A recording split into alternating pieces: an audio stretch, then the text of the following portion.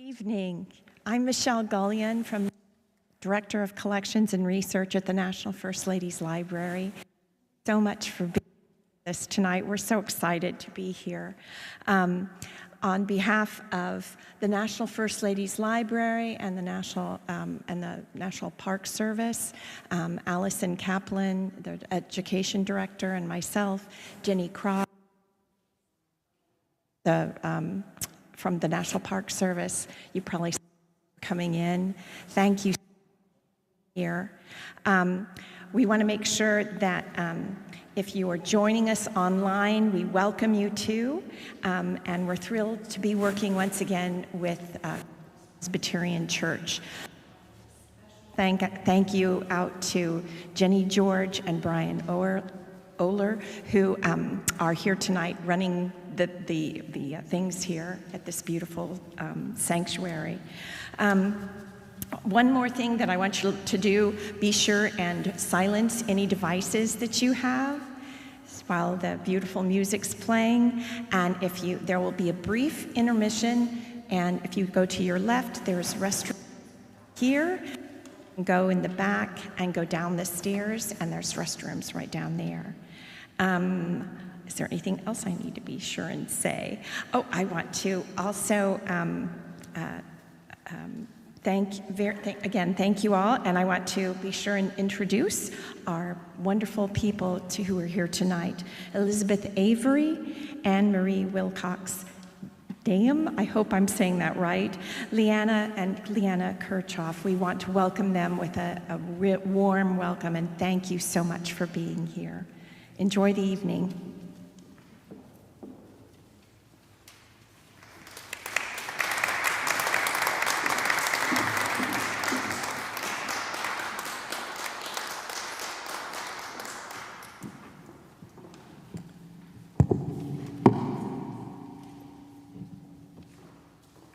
Hello, and welcome to the first volume of our East Wing songs. I'm Dr. Anne Marie Wilcox Dane, and this is my dear friend and collaborator, Dr. Elizabeth Avery. We are honored to have our East Wing composer, Leanna Kirchoff, with us tonight, and we are grateful for our partnership with the National First Ladies Library and our hosts here at Christ Presbyterian Church. During the pandemic, I had a rare moment to sit at the piano and play through songs I didn't know.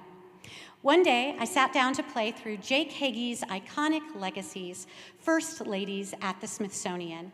I fell in love with the way composer Jake Hagee and wordsmith Gene Shear put you in the moment and gave the objects such powerful context. I thought a recital of songs about First Ladies would be fulfilling for Liz and I, but the literature didn't yet exist. I've always been drawn to texts that get to the heart of a woman, so I decided to remedy the situation. We began by calling composer Leanna Kirchoff. We dug into reading about these remarkable and complicated women, and thanks to the support of a faculty research grant from Missouri State University, tonight we will begin by performing the songs that started it all, and then share the songs Leanna has written. Hagee and Shear's set of songs features 4 First Ladies: Eleanor Roosevelt, Mary Todd Lincoln, Jacqueline Kennedy, and Barbara Bush, and was commissioned by Vocal Arts DC. The first of these songs is Eleanor Roosevelt's. It is titled Marian Anderson's Mink Coat. It's much less about Mrs. Roosevelt and more about the iconic concert that she helped to arrange, featuring famed African-American contralto Marian Anderson. Marian Anderson's agent had requested to use Constitution Hall for the performance, but the DAR, the Daughters of the American Revolution, conveniently claimed that the hall was unavailable on the dates requested.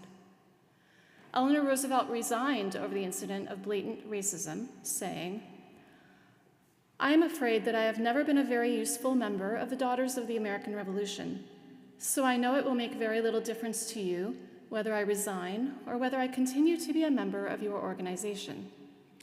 However, I am in complete disagreement with the attitude taken in refusing Constitution Hall to a great artist. You have set an example which seems to me unfortunate, and I feel obliged to send in to you my resignation.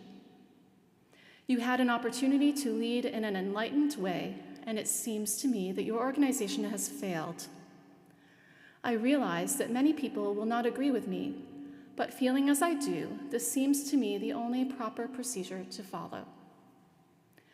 Mrs. Roosevelt helped arrange for the recital to occur on the Lincoln Memorial on Easter morning, 1939.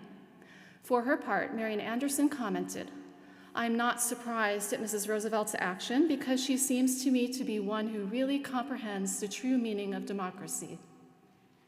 I am shocked beyond words to be barred from the capital of my own country after having appeared almost in every other capital in the world." The DAR would eventually apologize, and 4 years later, Marian Anderson would perform the first of several concerts at Constitution Hall. The venue at the National Mall ended up creating an iconic moment in history far grander than any indoor concert ever would have. An open-air concert on the steps of the Lincoln Memorial, attended by an unsegregated crowd of around 75,000. The visual of Mrs. Anderson standing in her glamorous mink is one now etched into the history of civil rights. Jean Shear has crafted this song's text largely based around that concert on Easter 1939. There's also a reference to the Amazing Grace rendition offered by Obama in 2015 at the funeral of Senator Clemente Carlos Pinckney, who died in a shooting at the Bible study of Emmanuel African Methodist Episcopal Church. This song quotes America, which Anderson sang on that day. She was noted for using "we" when speaking about herself, explaining, "We cannot live alone, and the thing that made this moment possible for you and for me has been brought about by many people whom we will never know."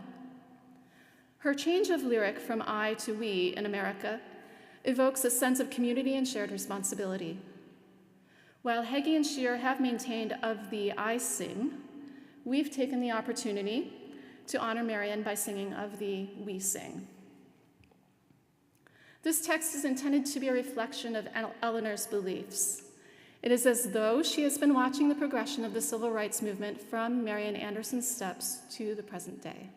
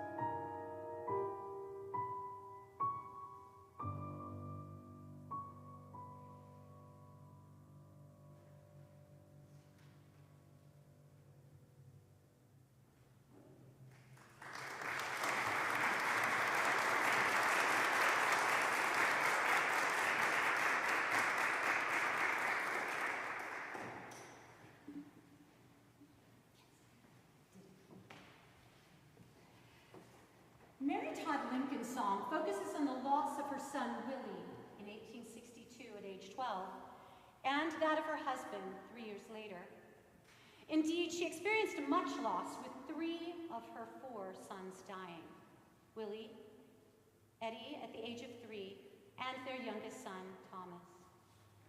Hagee and Shear focus on the grief that seemed to feed her eventual issues with paranoia, depression, and erratic behavior.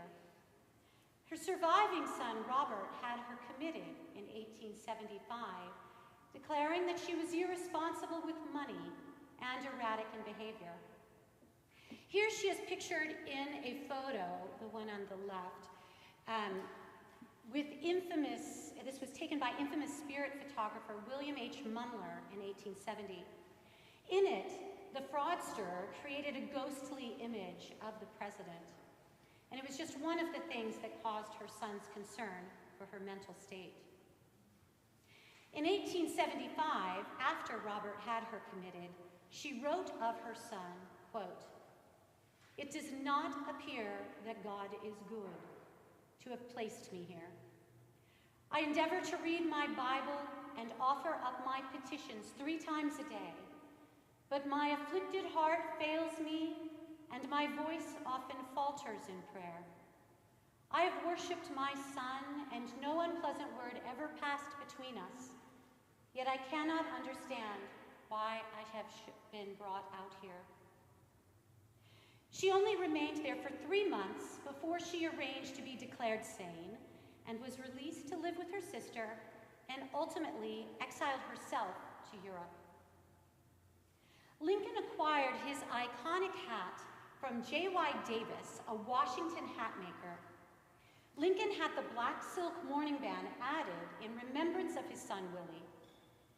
At Ford's Theater, on April 14, 1865, he wore it for the final time.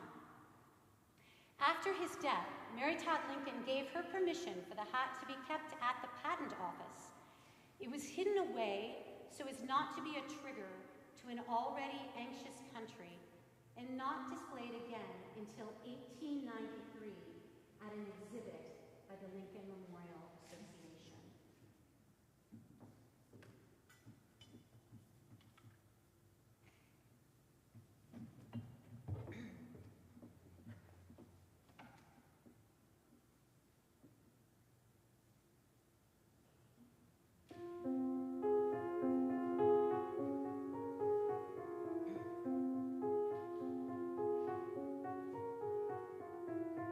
Oh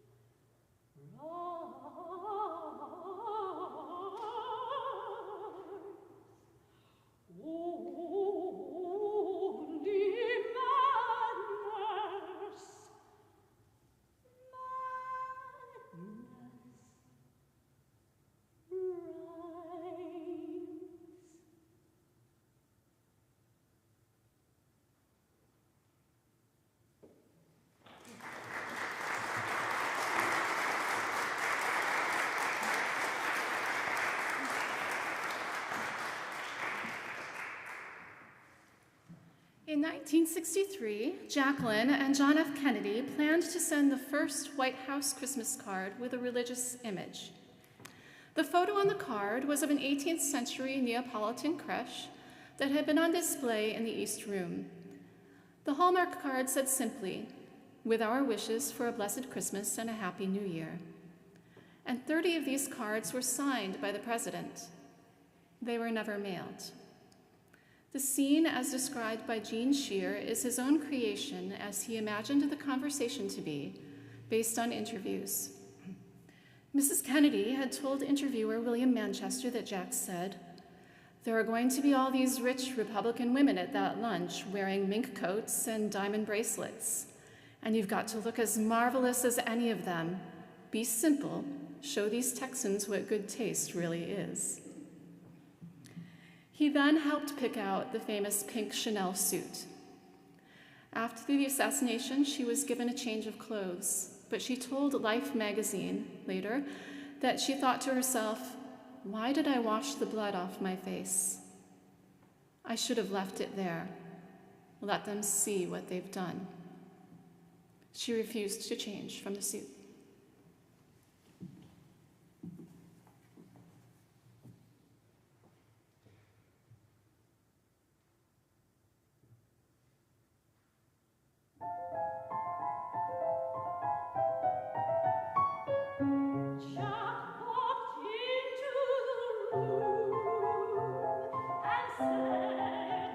Diamonds, minks and diamonds, that's a very worry.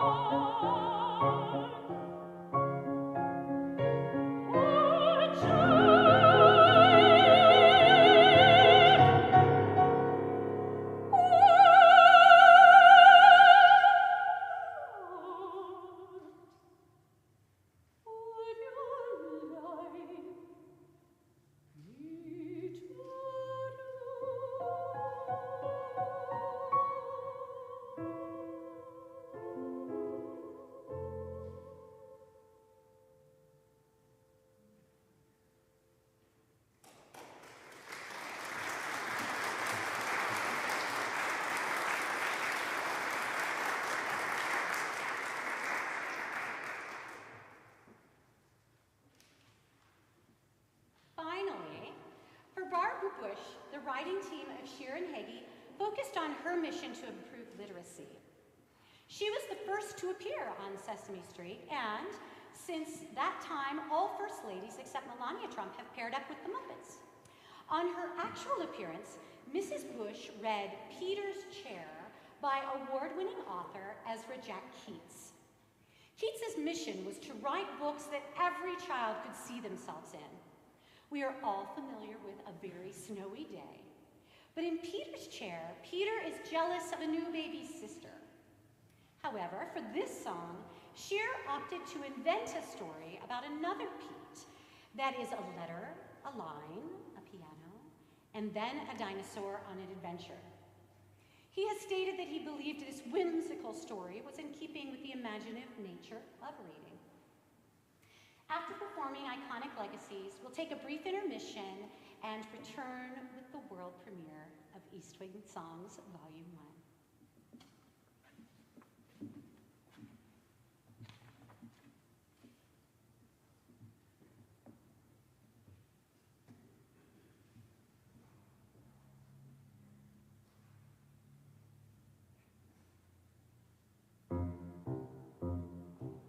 This is Pete.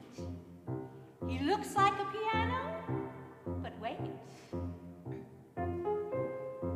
It's magic. A squiggle, a curve, a line blossoms into a letter into a word. Then words that rhyme and phrases like once upon a time.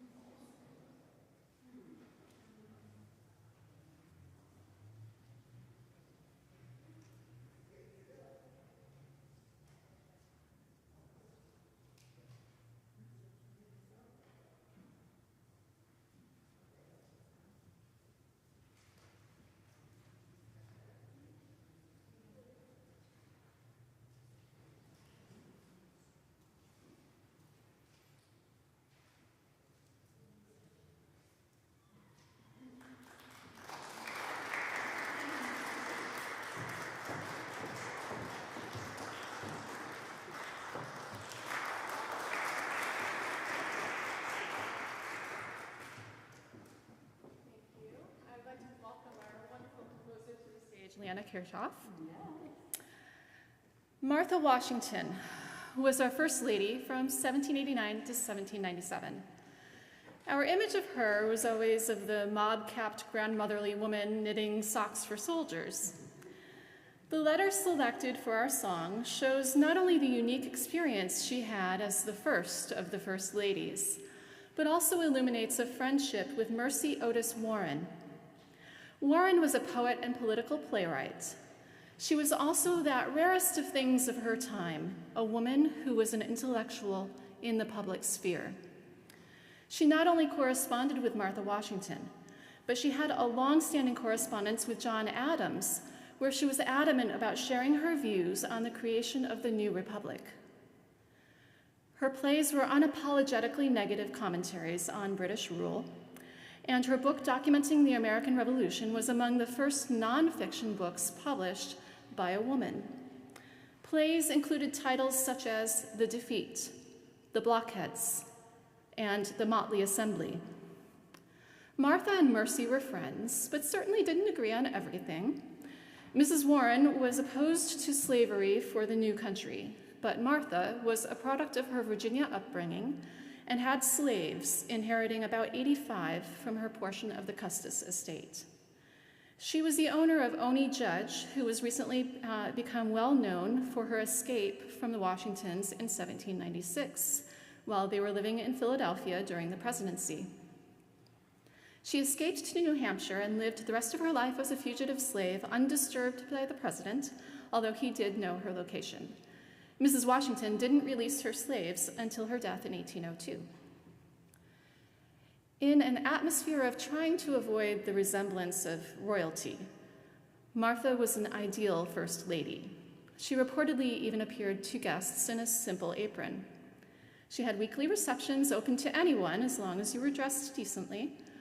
Abigail Adams said that there was not the tincture of hauteur about her. Martha was not thrilled with the president serving a first term and definitely not thrilled with a second. Before an actual White House existed, their beloved estate, Mount Vernon, was the symbol of the leadership of the country, hosting important political gatherings before, during, and after the Revolution. They immediately returned there after Washington's time as the president was over. She has several similarities with the others of the First Ladies we'll sing of this evening. Like Ida McKinley, she had firsthand knowledge of epilepsy, having lost her daughter Patsy to it. And like Margaret Taylor, she burned personal correspondences with her husband. Some personal correspondence from Martha Washington does exist, but her letters mostly mention everyday kinds of information, like comments about the health of the family, or their activities, or about the weather. The letter featured in this song is a little unusual in that Martha makes a few statements about her feelings in being a new role as wife of the first president of the United States. To place Martha in the 18th century, this song has elements of the minuet and the country dance, both dances that Martha and George Washington would have been familiar with.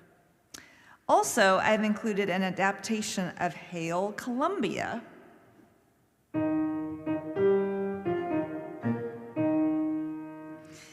First performed at George Washington's first inauguration.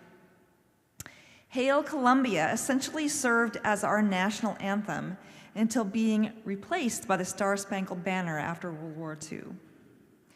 From this song, we get a sense that Martha Washington is willing to make the best of her situation, although she would much rather be at Mount Vernon.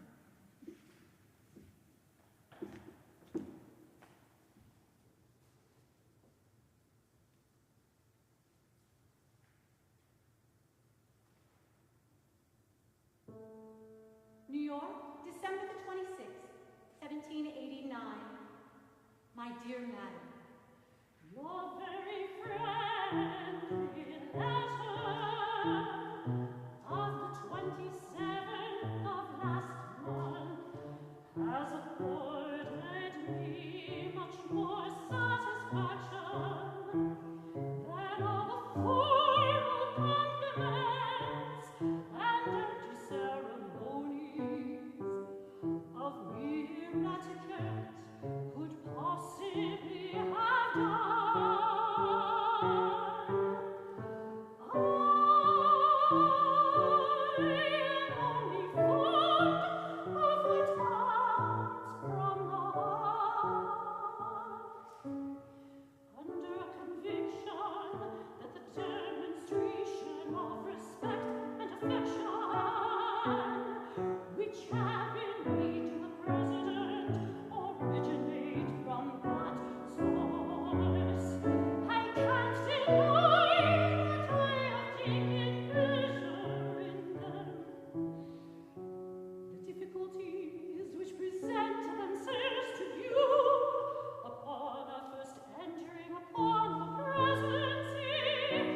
Seem thus to be in some measure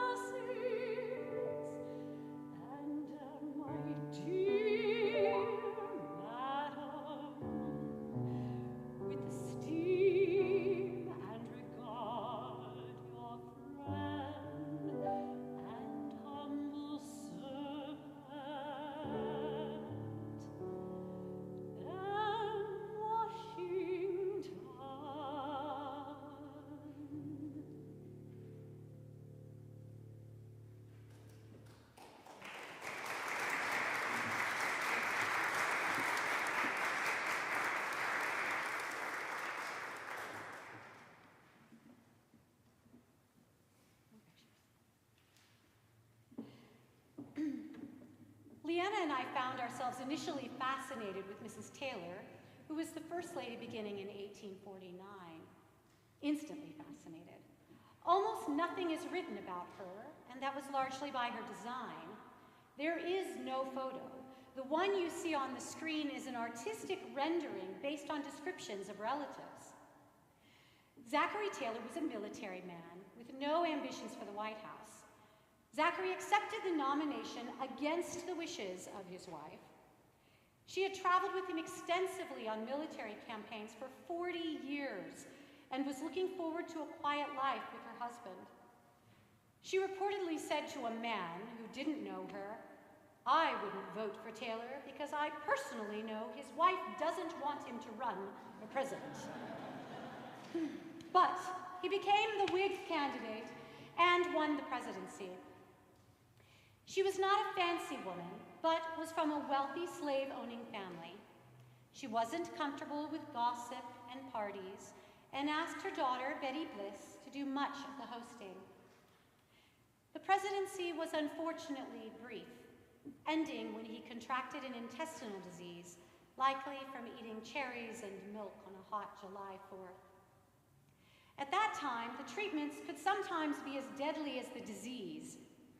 He died 5 days later, after only 15 months in the White House.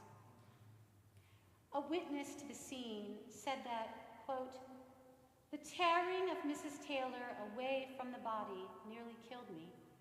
She would listen to his heart and feel his pulse and insist he did not die without speaking to her.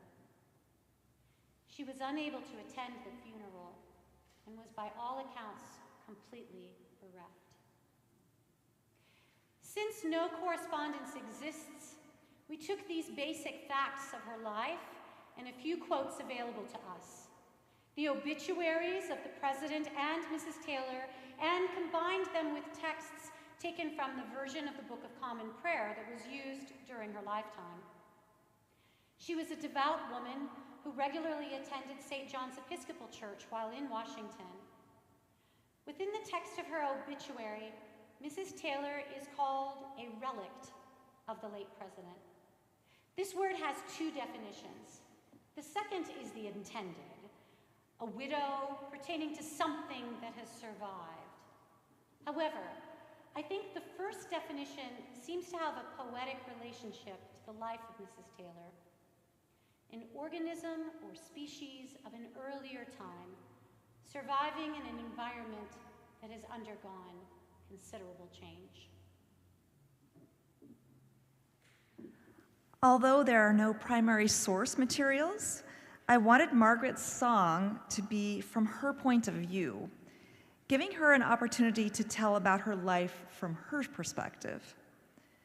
As Anne-Marie mentioned, she was a devout Episcopalian, so throughout the text, I have interspersed passages from the rite of the burial of the dead from the Book of Common Prayer of 1789. One learns all kinds of interesting things during research. For example, the Book of Common Prayer had been in use in the Church of England since 1549. Because we were a new nation, unattached to England, we needed a new Book of Common Prayer. There are a number of revisions, but I adapted material from the 1789 version, which was the closest one published to the time of Margaret Taylor, and the one I'm assuming she would have been familiar with. Also, the hymn tunes used in 3 spots in this piece are taken from the Book of Common Praise, which is a companion to the Book of Common Prayer and published in 1869.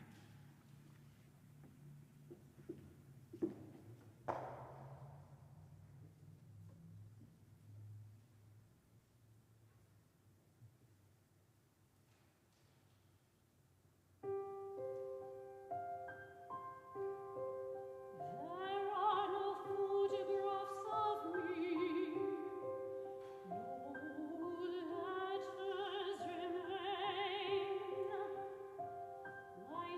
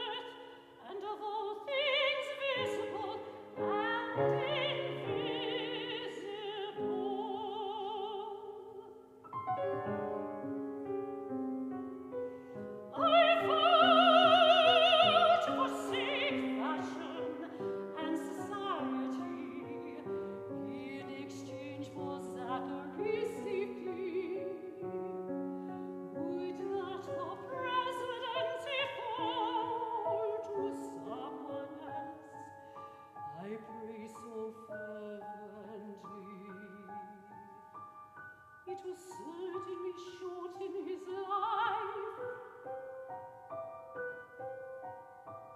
July 9th, 1850, Daddy reached 65.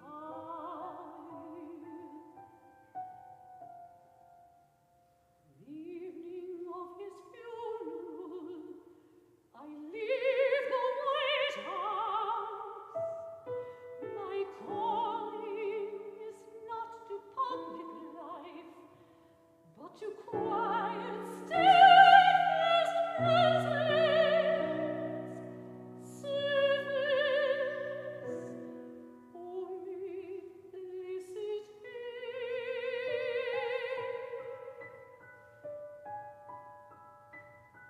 I have a face, I have a name, Margaret Smith Taylor, visible to those I love, and in prayer visible to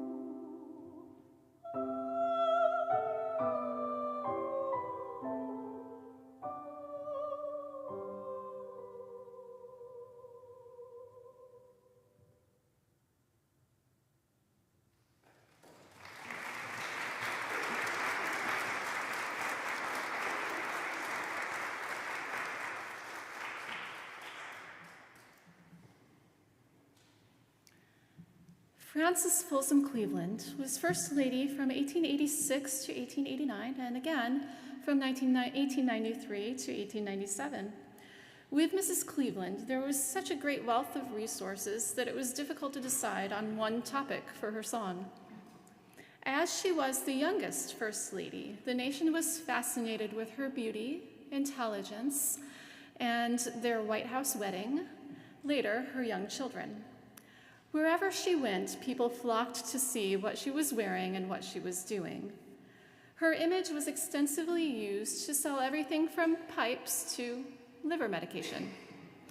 Many believed the Baby Ruth candy bars were named for their daughter. However, since the candy came much later, that was likely maybe an excuse to avoid legal action by the baseball player Babe Ruth. The realities of the attention paid to the children was worrisome, and during the second term, President Cleveland made the unpopular decision to keep the gates closed. We chose this text precisely because it is a day in the life for Frances. It is quoted from a New York Times article dated December 1887 by E.G. Donnell. As animal lovers, the references to her animals tickled us, and we couldn't wait to sing about her St. Bernard. If you would ever like to learn more about their enormous collection of animals, we suggest checking out presidentialpetmuseum.com. The Clevelands had many dogs, birds, fish, ponies, chickens, and rabbits, specifically for their hunting dogs to chase. They had 3 dachshunds, which were, at the time, very new to the U.S. The Frances Cleveland song was the third song I worked on of this set of 5. And I find that when doing a collection of songs, the work that has been done previously does influence the work that comes after.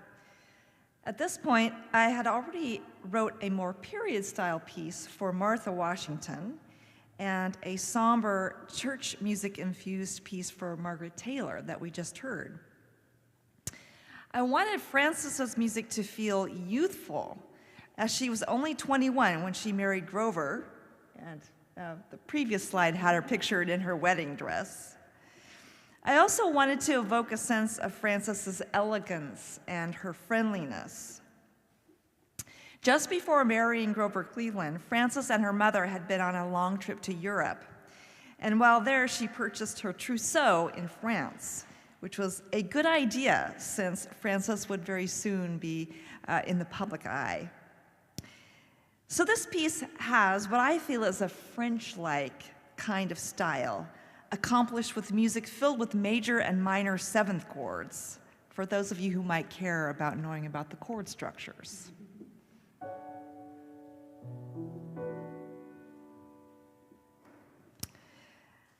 The Lady of the White House theme, which recurs in this piece, was an idea that emerged once I had composed that melody for the first time.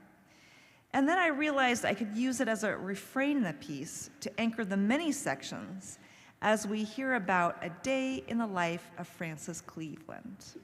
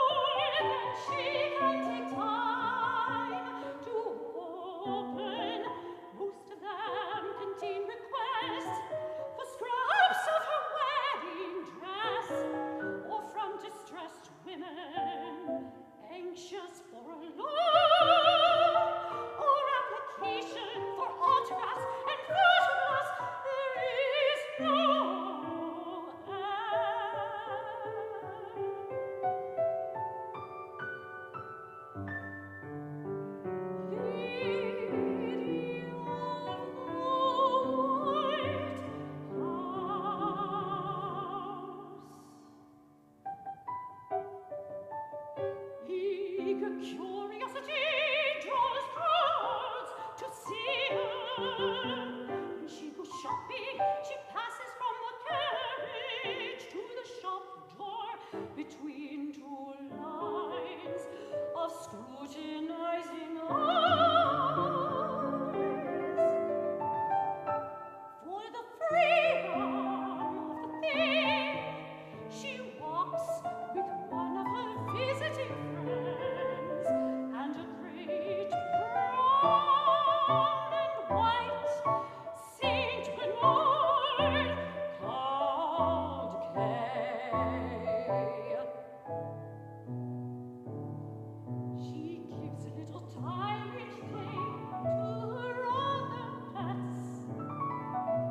Hector, the French poodle, a canary, a pretty Angora cat, and a parrot have seemed to expect caresses.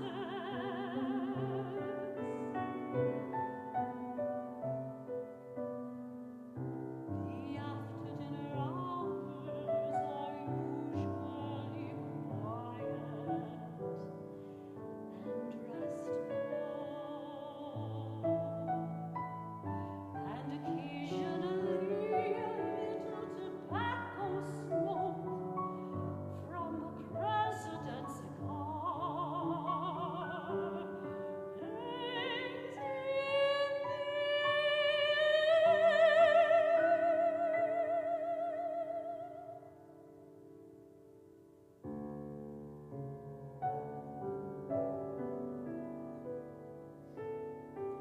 When other generations shall look at the portraits of the wives of the presidents, they will dwell with peculiar interest upon the life of Mrs. Cleveland, and to speak of her as the youngest of women to occupy the place. We may see her portrait, but miss the gleam in the eye, the animated smile that make her fascinating,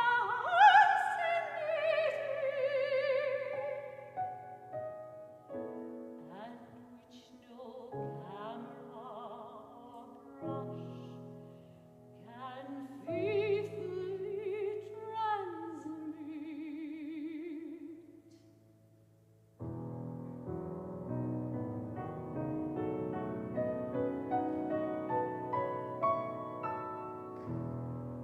Lady of the White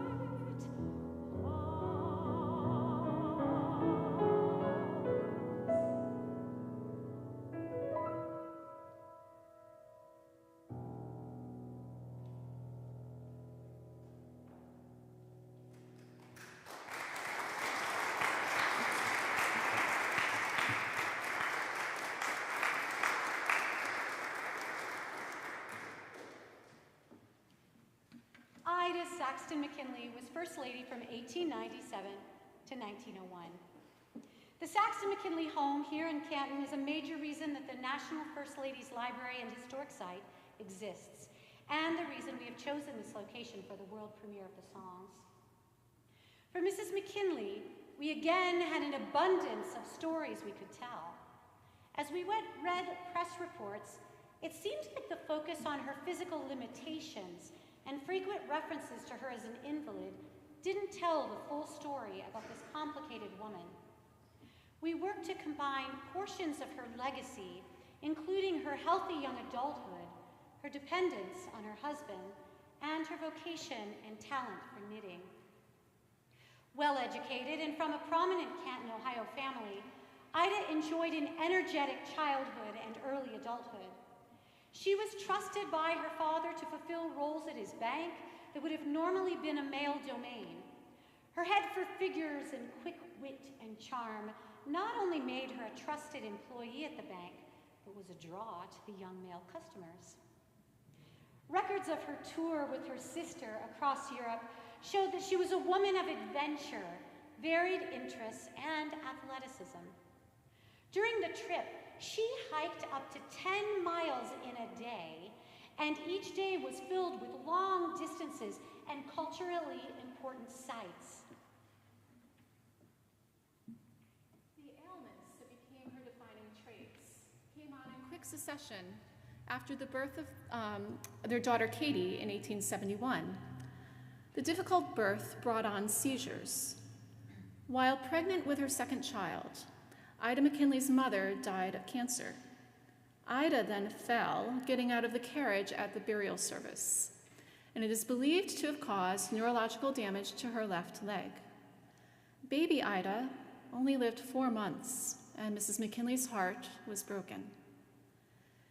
She became extremely protective of her firstborn, Katie, but she died of a childhood illness in 1875 before her 4th birthday.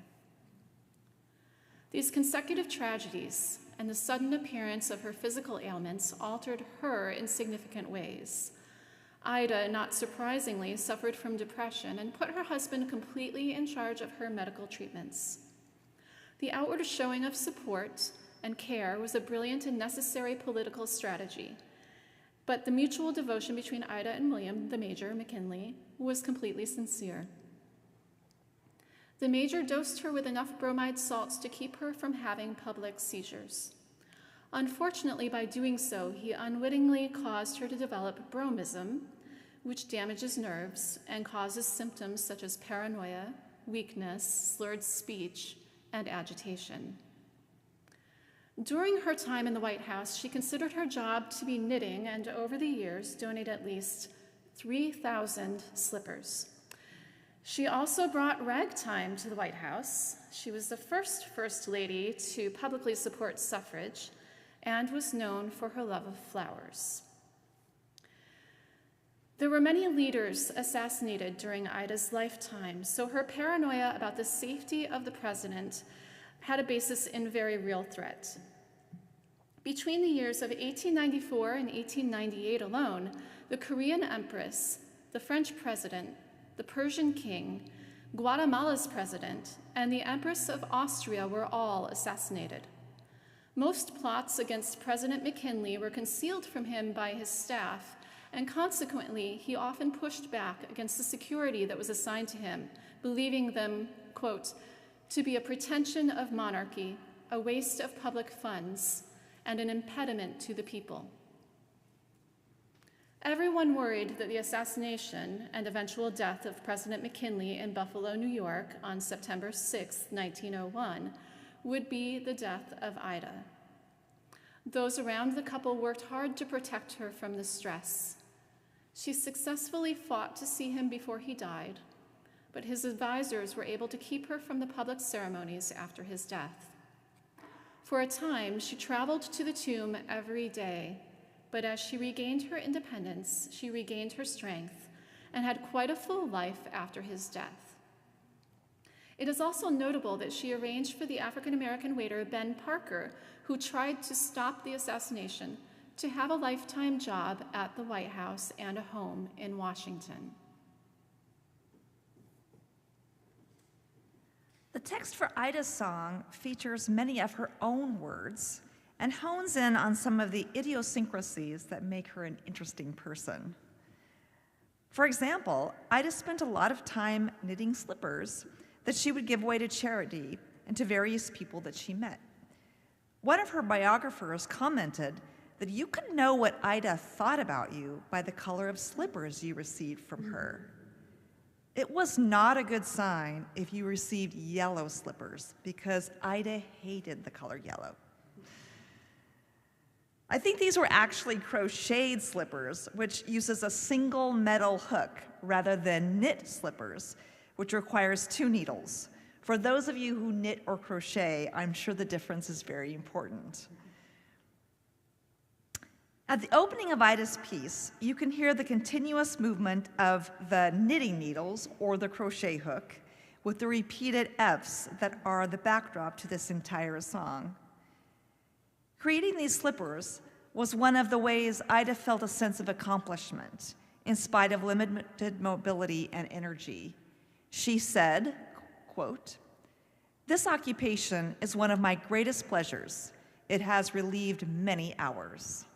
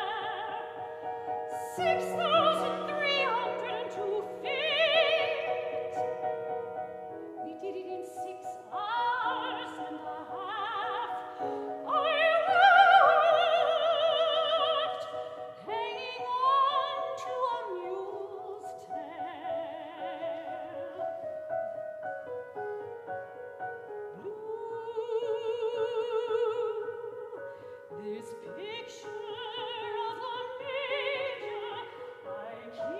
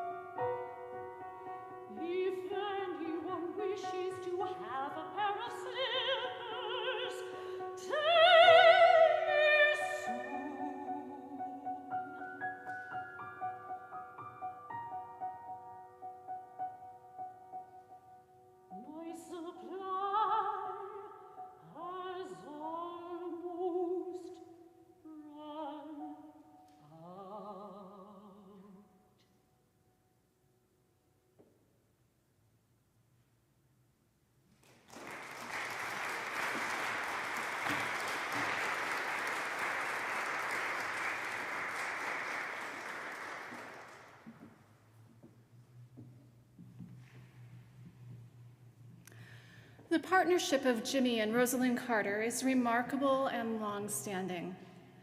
Their small-town roots and honest concern for people informed their lives before, during, and long after the presidency.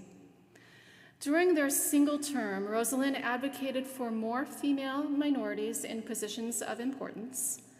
She worked to get a female Supreme Court justice appointed, although Carter never had the chance to appoint one, gave political speeches, testified in front of Congress, and was involved with every high-level meeting, treaty, and legislation, and started a poetry and jazz festival. As the first of today's First Ladies from my lifetime, I will say that personally it's been fascinating to watch Rosalynn and Jimmy Carter's continued commitment to service and the ways they've stayed involved and not involved in issues of our times. Rosalynn has many passions and has written extensively calling attention to issues important to her. Her advocacy for normalizing talk about mental health was instrumental in the passage of the Mental Health Systems Act. Her writing about the act of caregiving is not only a reflection of her experience as a caregiver, but has called attention to the financial and emotional stresses placed on family members who are being placed in the role of caregiver. She has said, there are only 4 kinds of people in the world: those who have been caregivers, those who are currently caregivers, those who will be caregivers, and those who will need a caregiver. This text is inspired by her advocacy and support for those caring for our elderly and ill. The Rosalynn Carter Institute for Caregivers, whose website is simply rosalynncarter.org, offers college scholarships for those pursuing degrees that support caregiving, advocacy for the financial support of caregivers, and resources.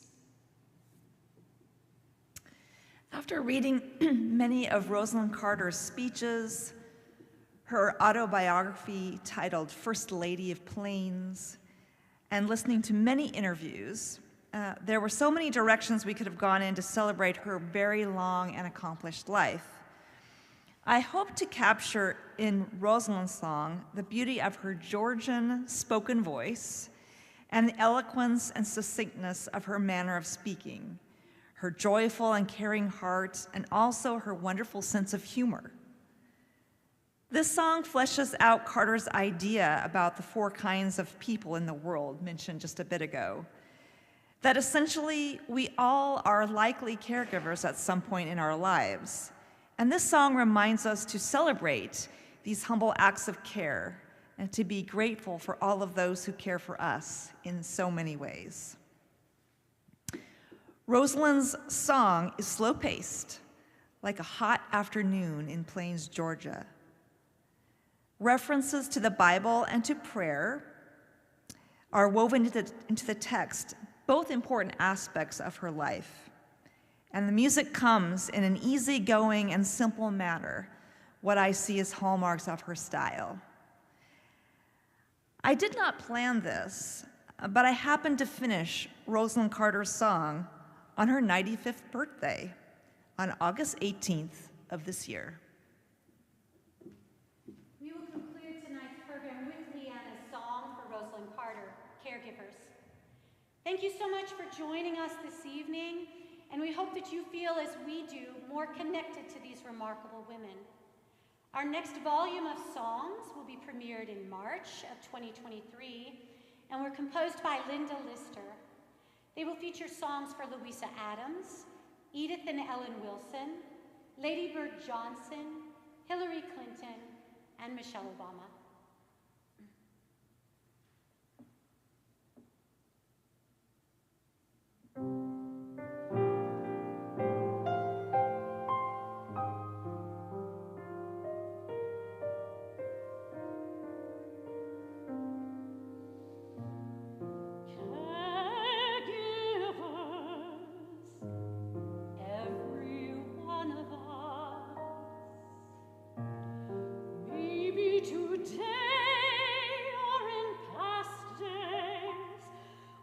Days ahead.